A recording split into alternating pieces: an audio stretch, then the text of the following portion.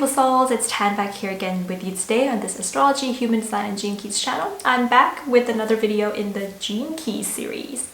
But before we get started, I wanted to make a quick announcement to you guys again that I now have a second YouTube channel. It's an art channel where I draw and I paint, and you can watch the process there. So if you haven't gone over to the other channel yet and you haven't subscribed yet, then I'm gonna leave a link to that second channel in the description box below. So I would love it if you guys can also come along on this art journey. And another announcement that I also have to make today is that on my second YouTube channel, I am doing something which is called an Inktober challenge. So if you head over there and you watch the second video, I'll provide a link to that in the description box below as well. I talk a little bit about what I'm doing in October and how I would like to interact more with you guys and have you guys join me in this upcoming October as well. So all the information, everything is explained in the Hobbiton painting video in my second channel. So links in the description box below. So yeah, I'm looking forward to you guys joining me in October. So let's get started then on Gene Key 59. So Gene Key 59 is the archetype of Virgo. It goes from 007 degrees of Virgo to 545 degrees of Virgo, and is associated with the bird, the heron. Oh my god, I feel like I haven't made a Gene Keys video in a while. I feel like I'm losing the momentum and the rhythm of how it used to go. So sorry guys if I'm kind of stumbling here a little bit to kind of formulate my thoughts in this video. But okay, so Gene Key 59 moves from the shadow frequency of dishonesty to the gift frequency of intimacy to the siddhi, or the highest destiny called transparency, the dragon in your genome. And of course, the shadow fear key animal is the snail, the light key animal is the gorilla, and the vision key bird is the heron. In the 64 I-CHING hexagram, this archetype is wind over water, dispersion. The whispering wind guides one to dive into the depths of love without fear. In the codon ring, in the 64 codon ring, this gene key belongs to the ring of union and is associated with the amino acid valine. The programming partner, or the opposite point in the wheel which gives this archetype a balancing energy, is of course Gene Key in Human Design Gate 55, and that is associated with the zodiac sign of Pisces. In Human Design, this gate is located in the sacral center, and it's part of channel 59.6, connecting the sacral to the solar plexus in a channel called the channel of mating, or the channel of fruitfulness, going from the shadow of defense to the gift of fruitfulness to the siddhi of fusion. Okay, so we're going to start off this gene key by looking at the associated bird, which is the heron. And I have this gene key as my conscious and unconscious south node, my Virgo south node. And so if I do share a little bit of my own experience in this video, it will really be wonderful to connect with you guys a little bit more in a space of intimacy that we have here. You know, the gift of the 59 intimacy. So the heron. Gate 59 is the gate in Human Design that is associated with sexuality. And so in several classical Greek seals, the heron is represented seen to be represented alongside women back in the 6th to the 4th century BC. And some specialists have interpreted this creature as being on a sign that marks women's apartments. And it is then kind of considered to be a bird that symbolizes like a gender marker, signifying the difference between spaces that are meant for women or to men. There's also been like images on vases and seals that suggest that the heron can figure as an image related to erotic exchange and heterosexual practices. So above all, in the past, especially in Greek civilization, it has been a symbol, this bird has been a symbol of the relations, the differences and the relations between men and women. So many herons live in what is called colonies with as many as 500 other birds. So they're very tribal type of birds. They can be as tall as 120 centimeters, yet they weigh Guess how much they weigh, guys? Only 2 kilograms for a bird that is 120 centimeters tall. So this is a super light bird. And a part of that is attributed to its hollow bones. So not all birds are going to have hollow bones, and not all bones in their body are going to be hollow. But the heron does have more hollow bones. And also the most noticeable thing about a heron is its stretchy neck, which kind of retracts and stretches and retracts back, which sometimes people like to call their neck like a symbol of dishonesty or lying, because you see like this bird looks so shy and small, and like there's no danger in it when you first see when the heron is pulling back its neck. But then the moment it stretches its neck to catch fish and other prey, it's just so feisty, and it's like a predator bird, and it catches you out of guard, almost like it's not even the same bird anymore. In Zimbabwean tradition, a bird's neck is can be a symbol of a male reproductive organ, and with gate 59 being considered to be the seed that kind of shoots out and gets planted into its programming partner, gate 55, which is representative of the egg. We can kind of see how fertile gene key and human design gate 59 is because of the neck of this bird being that kind of a symbol.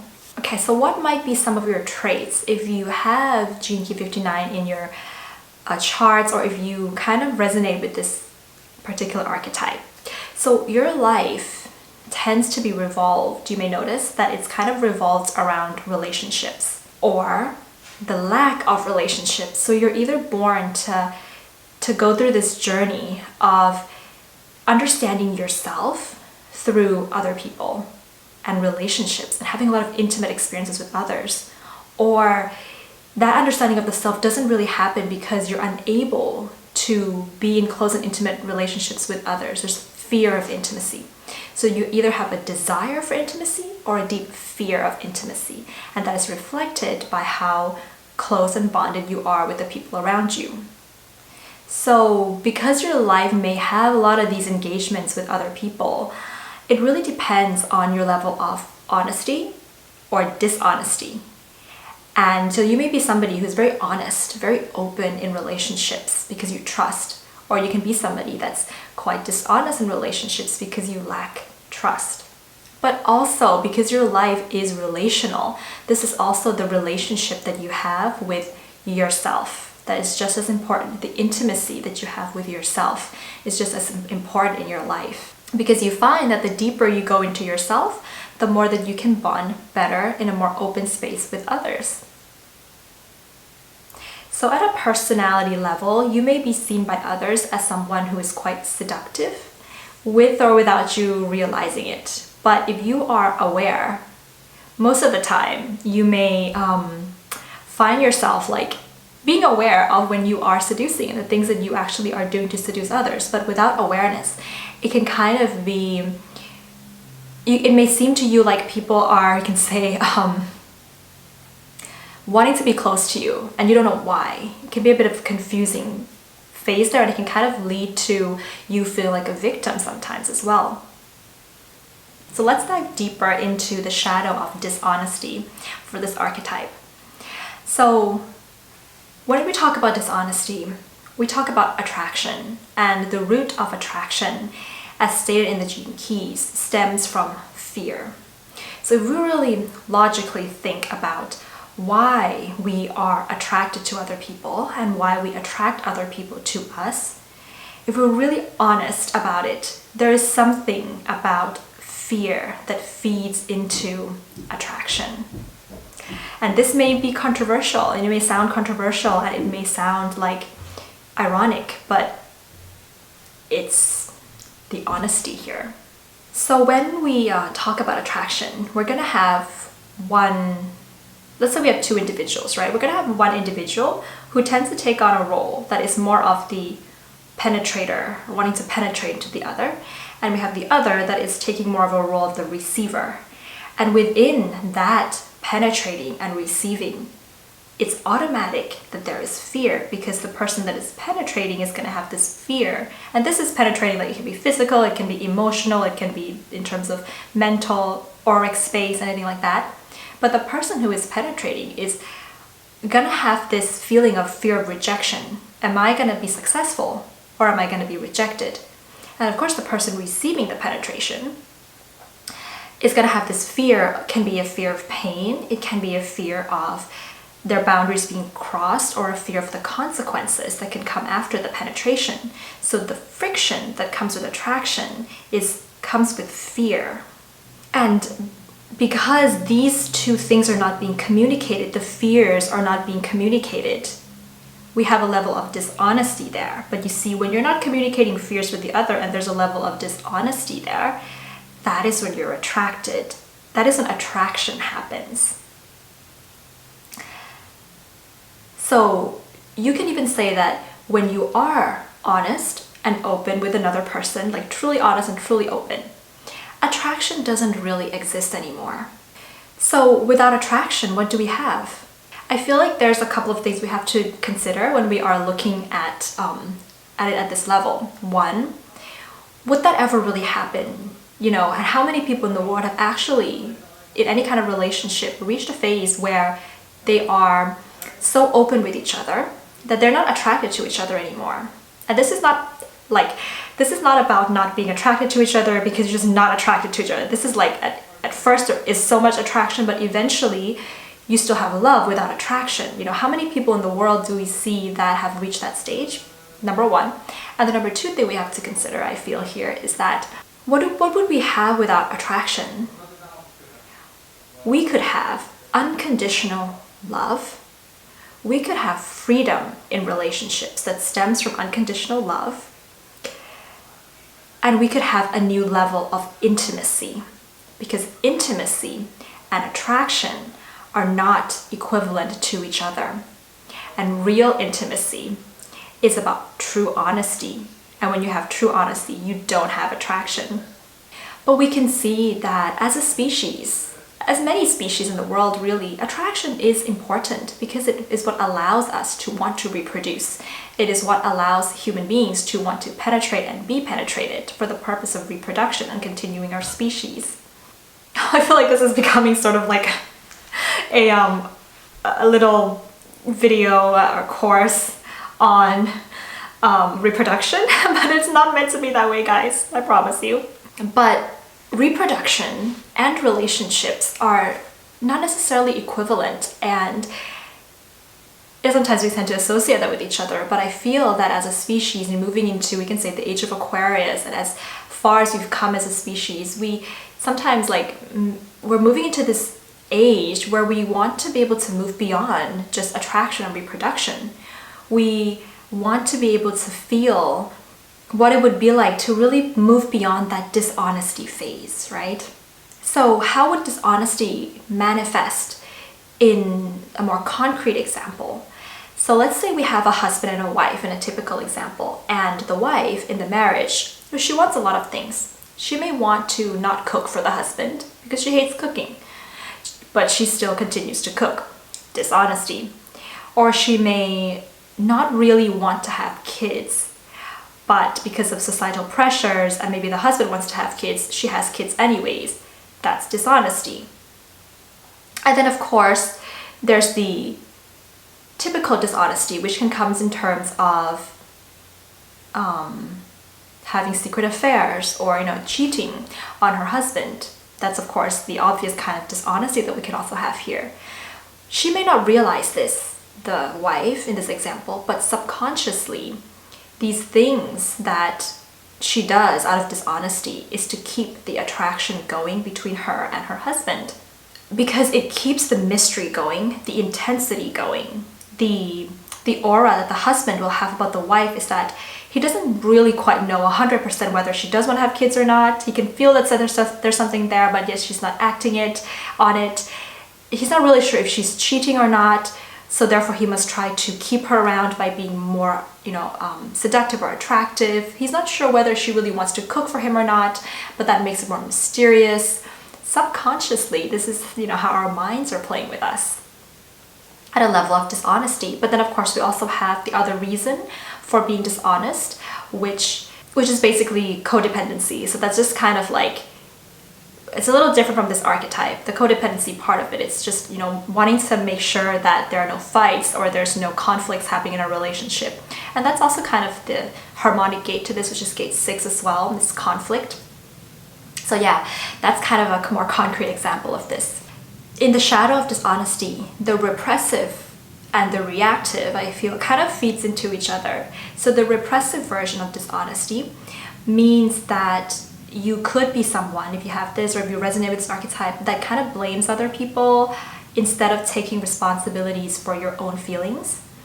So you're being dishonest to yourself. You subconsciously do this as to not create intimacy so that you remain excluded from having a long-lasting, deep relationship with another person. So, for example, what I mean by this, and this is kind of an example that I think I kind of have experienced in my own life as well. My generation, guys, if you're born 1989, somewhere mid-year or the beginning of the year, you got the 59s yourself though, right? So I have friends that we're going through this challenge of gate 59 together. But an example is that, let's say there are two friends, and one friend makes a joke, right, that the other friend kind of doesn't feel good about. They kind of feel like the joke has crossed their boundaries or hurt their feelings. Let's say A makes a joke and B receives a joke. So B says to A, hey, I didn't really like the joke that you made the other day, and I kind of don't really want that to happen again, if that's okay with you. It kind of made me feel not so good. You know, like it wasn't really a joke. And A maybe made that joke because it's just a joke. But when we're talking about the dishonesty of gate 59, A most likely could have made that joke for some other underlying motives. So it could be jealousy, or it could be envy of B. That's why they made a harsh joke to B. Backhanded comments and things like that can also happen, right? But instead of A talking to B about it and accepting that they have crossed B's boundaries, instead A says, you're being immature. You can't take a joke. Or they say, you don't really understand me as a friend. You don't really know when I'm making a joke, and you're being too serious about a joke that I'm making, which means that you don't know me at all. So in this situation, A is acting out the repressive dishonesty, because if they were really honest with themselves, they would realize that they had made a mean joke because they were jealous or envious of B, been responsible for the way that they acted on their feelings. So they would be able to hold space. In an intimate relationship, we have to be able to hold space for each other. The more reactive shadow is that, you know, is a shadow of someone who can invade other people's aura and kind of cross boundaries. So actually you see how they're feeding into each other, in a sense that if we look at person A, friend A in the situation, the fact that A was actually deep down maybe jealous or envious of B, and then made a comment or a joke that was mean to B, was coming from them stepping over B's boundaries and invading B's aura just because they were jealous or envious, and they were kind of mean in that sense.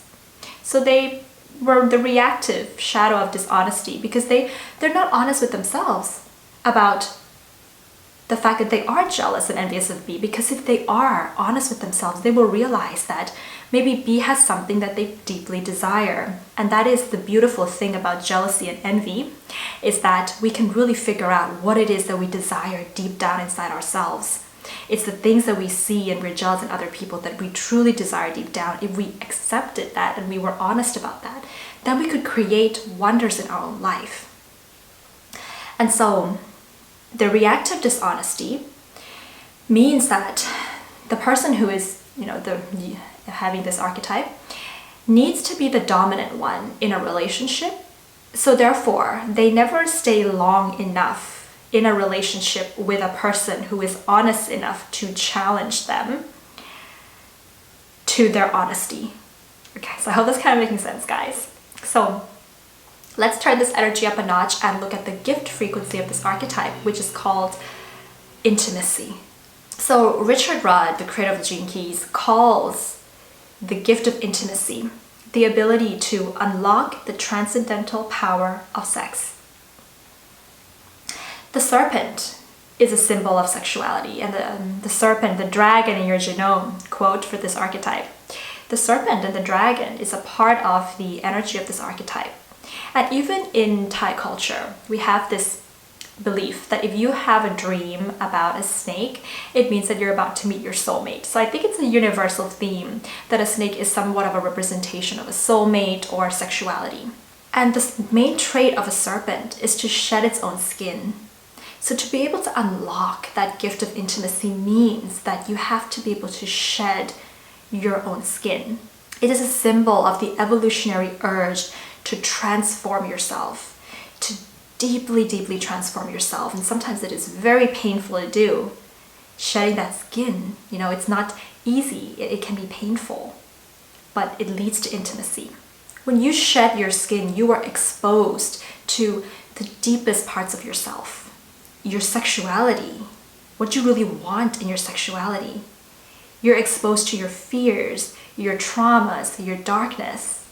You're exposed to your deepest desires, and hence that's why, like in the Gene Keys, the attraction sphere, which I think the attraction sphere represents this Gene Key 59 really well.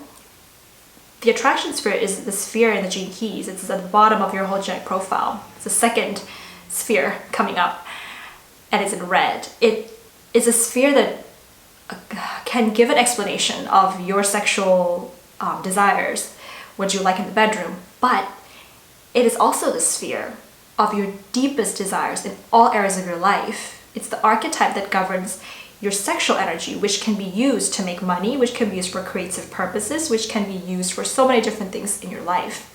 And to unlock and to shed your skin, we can say, means that you're actually doing physical body work, because gate 59 is located in the sacral, and the sacral is, it gives like that physical energy in your body. It's not mental or hardly emotional at all. It's just physical energy, physical outlet. So to be able to do something like working with tantra or kundalini or some kind of yoga to really unlock your sexuality, but connecting that to your emotions, because this gate is linked to gate 6 in the solar plexus, is the key here. And so as an example of this to you guys, like last year I was going through a very deep, intimate time with myself. I went to a tantra festival, online tantra festival, and there was this workshop called From Anger to Orgasm. And it was so beautiful. It was like, you were doing it alone, of course, you were in your room, and you had to think of something that really made you angry, right? And so therefore you had to be really honest about something that really triggered you. And be like, it's okay that I'm angry about this thing. That is me. And so of course I was thinking about people in my life that made me angry at that point. And what you had to do was you had to really think about this feeling and release it by screaming. And there were particular movements that you had to do on your bed, coupled with the screaming, and there was music going and you had to kind of wriggle your body in a certain way. And it was very physically exhausting, right? It was very much sacral work. It was very much physically and emotionally exhausting, but it was this phase of complete honesty, and everything was released after that. And when all that is released, you kind of feel a little bit relaxed. And then you're able to get into a space of orgasm, of wanting to pleasure yourself and wanting to feel good afterwards. And you do realize after that, emotional energy that is anger can be transmuted and transformed into physical energy that becomes more sexual and pleasurable. That all energy are pretty much the same, and to be able to like transform it from one stage to another stage, yeah, that's something that I found is very much gate 59 there. So if you guys have an opportunity to do any kind of like tantra or kundalini work and things like that, I think it's beautiful for this archetype. So intimacy, aka the opening of the self, what it actually does is it allows you to reach a higher stage of awareness, so that when you are with another person, both of you can raise your awareness together and become a third awareness. So that is intimacy. It is the ability to, we can say, challenge each other into a higher level of awareness. Once you've done that for yourself first, and a higher level of emotional awareness, that is real intimacy there as well. Higher awareness in sex, like physical part of sex, but also emotional awareness. So that the both of you become like this new third awareness that is true union and true merging of intimacy. But then again, it can be a painful process, and hence it can kind of, if you haven't done the, we can say, intimacy work with yourself first, it's going to be so much easier to fall back into the shadow of dishonesty, the repressive or the reactive shadow of dishonesty, the defensiveness and the blaming that can come. It's just going to be so easy to go back into that. So yeah. So intimacy here means that you and another are spiraling together, spiraling upwards with a new kind of kundalini force or a tantric force. And sexual sublimation is associated with intimacy as well. It's this feeling, this energy of like you're with another and you're bonding, you're physically bonding and you're emotionally bonding, but yet you don't have to orgasm right away. So the awareness of your breath, the awareness of your body can hold yourself from quickly going to a place of orgasm, so that you make more room and more space with the other to bond. But of course, you can also choose to reach orgasm, but with awareness with the other, and you really have that beautiful higher level of awareness going there. So let's finally look at the siddhi or the highest destiny of this archetype, which is called transparency. So when you reach a stage of transparency, there is no more you and another. There is just union. It eliminates the concept of the self and the other in general, overall. But yet, the programming partner of the 59 is gate 55, which is associated with freedom. So freedom comes with transparency, but freedom doesn't mean to be free from relationships, to be independent and do whatever you want. That is not true freedom. Freedom and union, they can come together. When you are spiraling with another in ecstatic love, that is true freedom. When you're continuously rising in love together, rather than falling in love, that is freedom. So in a relationship that has freedom, 59, 55 together, the beautiful energy. In a relationship that has freedom, we have two people that always support and encourage each other towards more and more freedom in their own life and in the relationship. We have an overflowing cup of love. There's no rejecting, there's no chasing, there's no lying, there's no breaking up and getting back together with each other. There's no pushing and pulling, there's only unification of true spiraling love. There is no more agenda. There's no hidden agenda behind your interaction with another. You just can't. Because when you're so honest with yourself, when you're so transparent with yourself, you see all the agendas that could come. And when you continuously practice being aware of your hidden agendas behind everything that you do with another person, eventually it gets to a place of purity and there's no more agenda in a relating with another. Maybe there's one agenda. The ultimate agenda is evolution. The idea that there is still room for growth in a relationship with you and the other. So this archetype is associated with, I'm probably going to pronounce this wrong, the Quetzalcoatl. This is a deity. Yes. One of the four sons of the Aztec creator deities. And it is considered this animal. It's not really an animal. It's a half snake, half bird creature. And so Jinki 59 is linked to this creature because of the fact that the snake is a symbol of sexuality and the shadow aspect of it. But the bird is representative of the higher energy frequency of it, just like all the Jinkis, they have a bird at the city level. So it's the combination, the merging of the higher self and the shadow self as a representation of Jinki 59 here. So I want to finish off this video by reading you guys a quote from the Gene Keys book with regards to Gene Key 59. We therefore must learn how to be transparent, both with ourselves and in interaction with others. Our first step is to let our barriers down and look deeply into our own fears, even our deepest genetic fears, such as the fear of losing our loved ones. Act as subtle barriers that keep us from realizing that our genes are not exclusive, but inclusive. Every man and woman in our is our genetic brother and sister, and no single individual, family, tribe, or nation is an island. That is true transparency, is to come to this realization that I'm your brother, I'm your sister, we are one, we're not an island. So that's it, beautiful souls, for this video on Gene Key 59. If you like this video, then give it a thumbs up and hit the subscribe button below. And if you haven't seen my video on the programming partner, Gene Key 55, then I'll leave a link in the description box below as well, so you can check that out. And last but not least, don't forget to check out my second YouTube channel where I'm doing an Inktober challenge there that I want you guys to join me so we can interact more with each other. So also links to that channel in the description box below as well. And yeah, beautiful souls, yeah, I still do readings, and you can check out my website to get it there. And oh, so many announcements today. So many things are happening right now. I feel like there's a lot going on. I also have an art shop right now where I sell prints that I make, and I have a series going which I'm drawing fairies that represents each of the gene keys, and one of them is right here. This is Gene Key 12 fairy, the fairy with the wolf.